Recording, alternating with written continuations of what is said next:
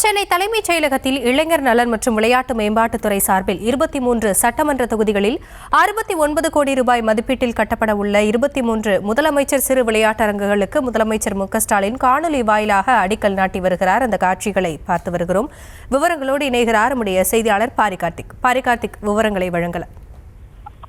வணக்கம். தமிழ்நாடு முதலமைச்சர் திரு மு.க.ஸ்டாலின் அவர்கள் தற்போது தலைமைச் செயலகத்தில் இளைஞர் நலன் மற்றும் விளையாட்டு மேம்பாட்டுத்துறையில் தமிழ்நாடு விளையாட்டு மேம்பாட்டு ஆணையத்தின் சார்பில் தமிழ்நாட்டில் 23 சட்டமன்ற தொகுதிகள் 69 கோடி ரூபாய் மதிப்பீட்டில் கட்டப்பட்டுள்ள 23 முதலமைச்சர் சிறு விளையாட்டரங்களை கட்டுமான பணிகளை தற்போது முதலமைச்சர் அவர்கள் அடிக்கல் நாட்டி வருகிறார்.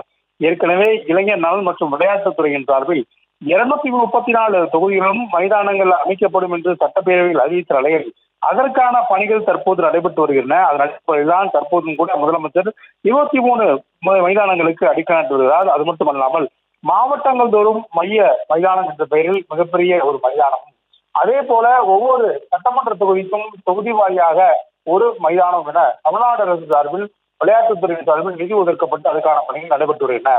அது மட்டுமல்ல, ஊராட்சி மற்றும் கிராம ஊராட்சிகளில் அங்கு இருக்கக்கூடிய விளையாட்டு வீரர்களை மேம்படுத்தவும் இளைஞர்களுடைய உடல்நிலை பேணி பாதுகாக்கவும் புதிய உடற்பயிற்சி கூடங்களும் அமைக்கப்பட்டு வருகின்றன. அதன் அடிப்படையில் தான் தற்போது முதலமைச்சர்கள் 23 புதிய மைதானங்களுக்கு தற்போது அடிக்கல் நாட்டி வருகிறார்.